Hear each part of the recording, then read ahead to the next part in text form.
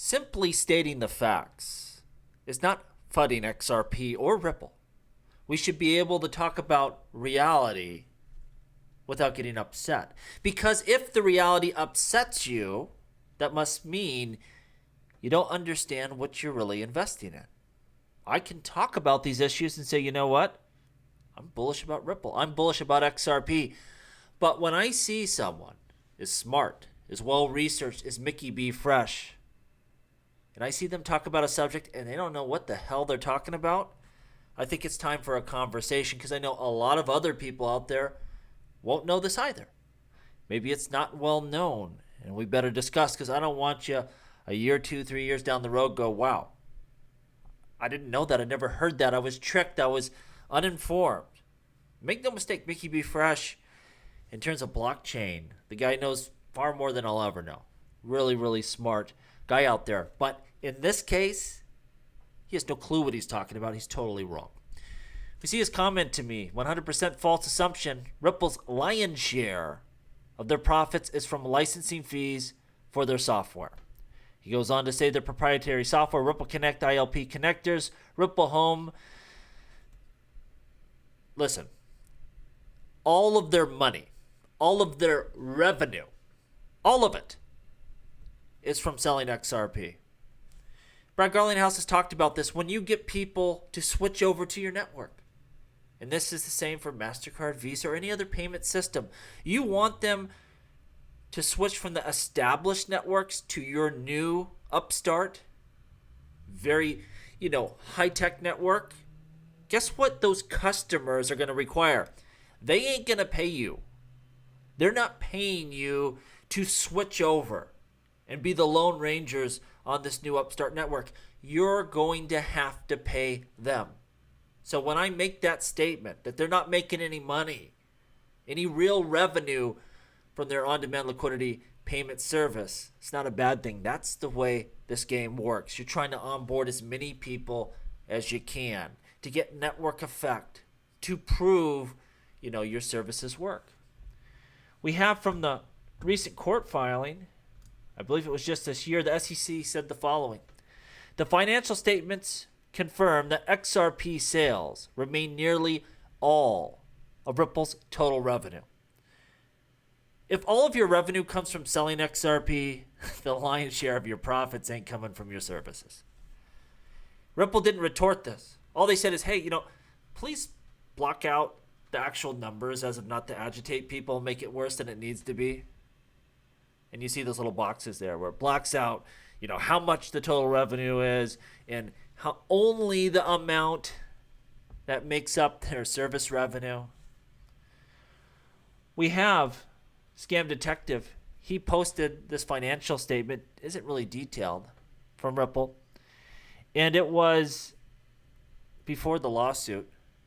98% of their revenue came from selling XRP. That is their business today. If you deem their business what brings in cash flows, it's all from selling XRP. And I'll tell you this, that 2% that comes from service revenue, that's probably before their incentives.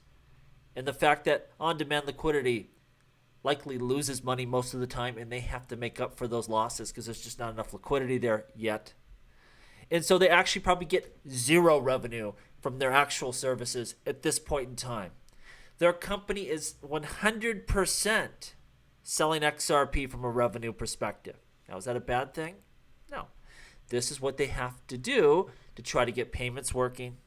When they go to launch, their stablecoin, that's going to be funded 100% from selling XRP. When they make acquisition, all of this comes from two things. One, selling equity in their company, and selling XRP.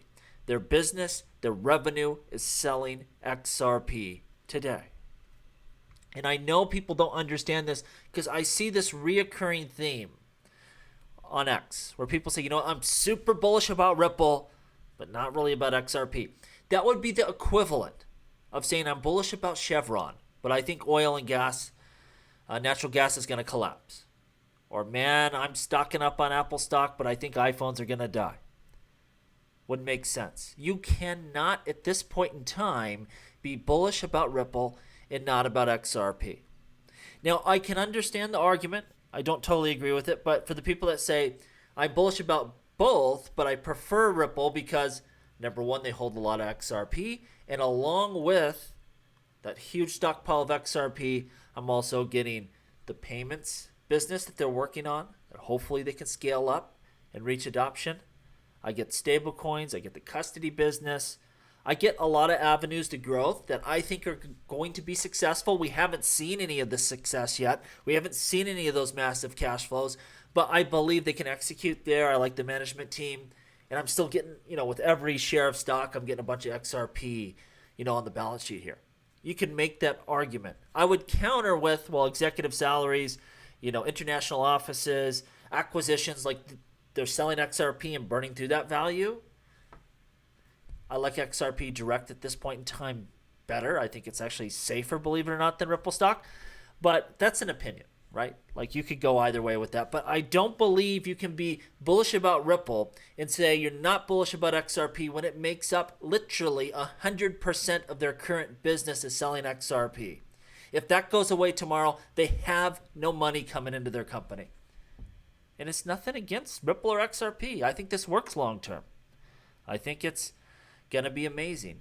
But you should be able to look at that fact and state that without getting riled up. Like that's just the reality. And if you look at that and you don't like it, this might not be for you because those are just the facts. Let me know down below if you have any disagreements with what I've said.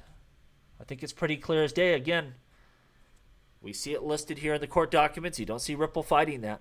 They're not coming back saying, what are you talking about? 50% of our revenue is services, 80%, 10%, 5%.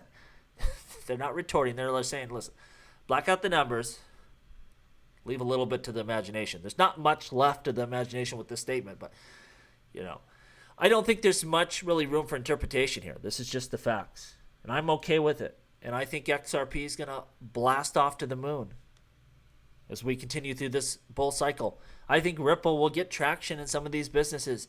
I really want to see what they're going to do with stablecoins. But it doesn't mean that I have to invent alternate histories or alternate realities to explain the place we find ourselves at this point in time. Just my opinion. Wanted to get that out there and want to make sure people understand the reality of this company and where their money comes from today. Big news today. Donald Trump to speak at the Bitcoin conference this month. This has really become a political issue. And I think why we will not see things return to the state we've been in for the last 4 years where, government has been really anti-crypto. We'll always have stuff to deal with, but we are turning the corner here. And along with this today, we saw a U.S. lawmaker meet up with crypto advocates. Anita Dunn, senior advisor to the Biden administration. She met with a whole host of people from the crypto industry. You have Gillibrand there, very crypto senator with a crypto focus. Brad Garlinghouse, Novogratz, Scaramucci. You have Coinbase. You have Circle, Block, Stellar, pretty much most of your major players here in the U.S. market. Meeting with the Biden administration, I think this is good. You don't want to put all your eggs, in one basket here. You don't want to just go off of promises. Try to push both sides now to act, and that's what you need to do. As a crypto company, as a crypto advocate, you have to pressure both sides here to do stuff for you. There's more money to go around than we care about. It's not just about who you want to win. Sometimes there's going to be Republicans in charge of things. Sometimes there's going to be Democrats. You want to push both sides to move to a more crypto-friendly policy. I think it's very smart to, again, really be meeting with both sides, advocating for this industry. And that's exactly what we see going on. It's going to be a bipartisan issue more and more as we go forward. Politicians love money, and crypto's got a lot of it. Pretty bullish news here. Goldman Sachs to launch 3 tokenized projects by the end of this year. We're starting to see people launch on the blockchain. That's what's so exciting. They're not just taking crypto assets, wrapping them in your traditional type of ETFs and selling them to you. They're actually taking their investments on the blockchain, and that's what we see Goldman Sachs doing. After, we've already seen this year, we saw BlackRock launch its tokenized BIDL fund, the tokenized securities. It's up to $500 million in asset under management. Again, nothing like their Bitcoin ETFs, but this clearly is the future.